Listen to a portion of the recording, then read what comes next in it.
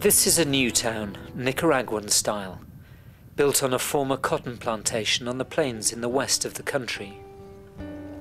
These newly built prefabricated houses are homes to a community of displaced farm workers, driven from their lands in the mountains in 2001. They're known as the coffee refugees. They're just coming out of a long period of hardship. The Christian charity Nuevas Esperanzas, which helps rural communities in Nicaragua find ways to lift themselves out of poverty, has stood by the coffee workers in their struggle. After many, many years of waiting, we finally managed to resolve a very difficult legal situation with the land, passing the land by an act of parliament to the local mayor, and from there it's much easier to divide it up and to pass the land over to the individual families. Maxima Castillo is a mother of 2 boys.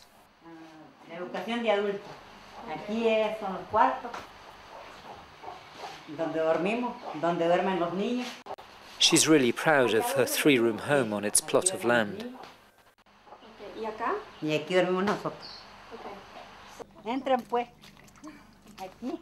It's a big improvement on the plastic sheeting that gave her family shelter when they first arrived here.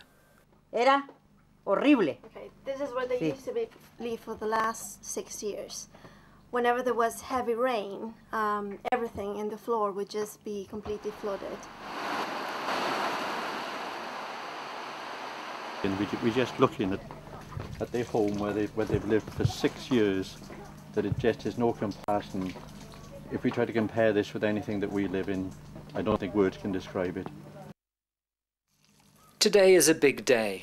Maxima is taking the boys, Danielle, who's 8, and his 16-year-old brother, Minor, on a trip to show them where they've come from and the difficulties they faced on the road to La Palmerita.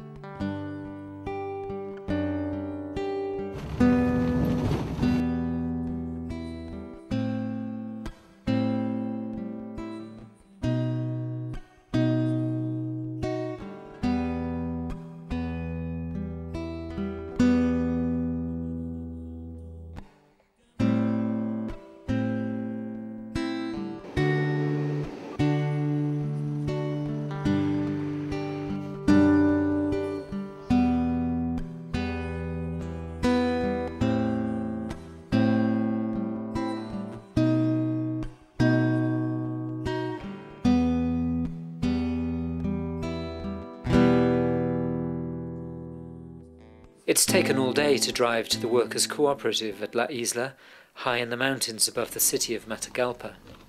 It may seem like a long journey, but it's nothing compared to the one that faced Maxima when she and the boys left here 6 years ago. The coffee became one of the, very, very cheap, and it wasn't enough to pay the people and to pay all the production of the coffee to get it done.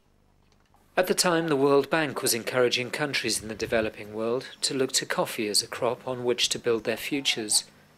The plan was so successful that the price in countries like Nicaragua, which already depended on selling coffee, plummeted. There were some people who was working for nothing, just to have a place to live, and expecting that in the future the coffee price will increase, and therefore they will get paid in a month time or a year time or something like that, but it didn't happen. Tens of thousands of coffee workers like Maxima were left in poverty. Evicted from their homes when banks repossessed the bankrupt plantations, or simply leaving because there was no work, no food and no future, they poured out of the mountains and marched on the government in Managua. It's 6 hours away from here by car, but it took them a full year to get there. Cuando nosotros emprendimos el camino para Managua, tuvimos muchos contratiempos. Entonces los quedábamos en una parte, los quedábamos en otra parte, así donde los cansábamos de caminar, ahí los quedábamos, porque los niños se los cansaban. En el camino habían unos que se enfermaban, hubieron unos que se los murieron, en el camino se los murió un viejito.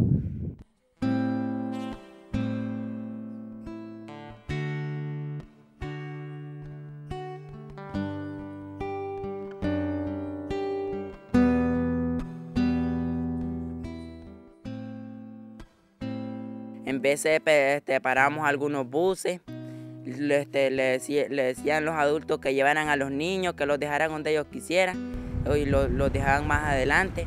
Entonces ahí los dejaban, los adelantaban a nosotros.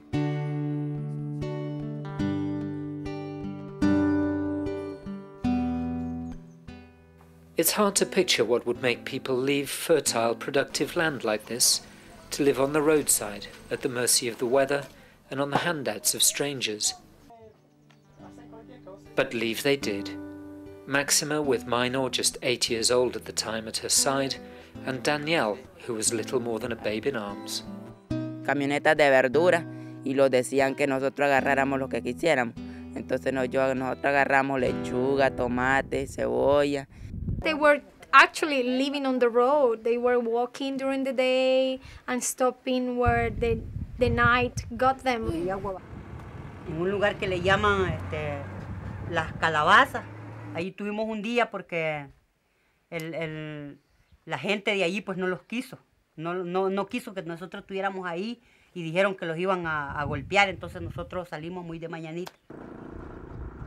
They spent 3 months at this busy junction en route to the capital.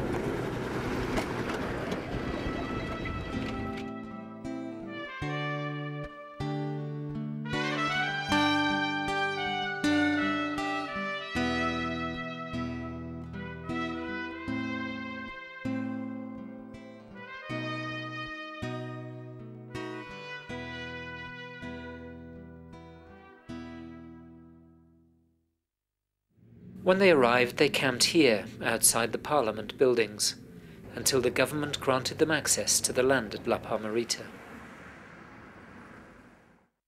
Por ejemplo, es uno de los lugares donde esta gente vino a protestar cuando se dieron los grandes problemas de las quiebras de los bancos, el fracaso completo que se dio al cultivo del café, trajo a toda esta gente hasta Managua para lograr ver si en un futuro podían realizar algunas actividades propias que los llevaran a un futuro mejor.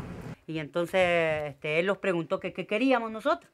Entonces nosotros le dijimos que queríamos que los ayudara, pues, que los diera un pedacito de tierra para trabajar y que queríamos pues un plan techo o algo pues que él los diera para cubrirlos del sol y de la lluvia. Dormíamos debajo de los palos. Nos regalaron unas casitas de plástico. Fue mejor porque allí no los mojábamos y debajo de los palos los mojábamos.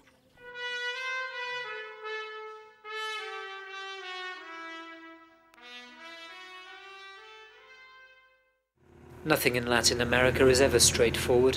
Land right issues are complex, and charitable funds are hard to unlock until they're fully resolved.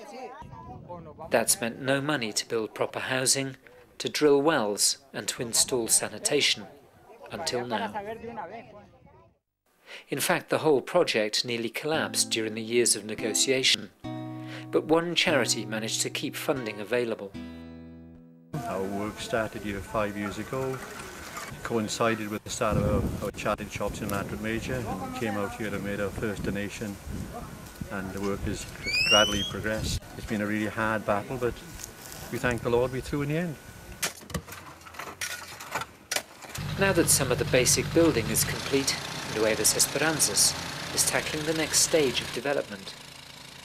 It's a fairly generally established fact that sanitation projects can have a much more dramatic effect on a reduction of waterborne diseases than necessarily water projects on their own. So our focus right now is on building the rest of the latrines needed, and after that we hope to be able to make some significant improvements in the water supplies. The 500 hectares of land here is divided into sizable plots to allow a degree of self-sufficiency. There are also areas of ground for the community to start a commercial market garden.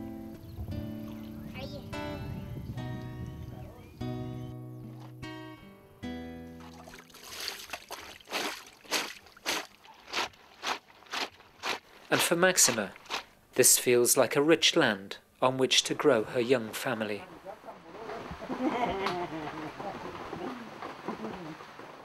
Pues está linda porque tenemos casa.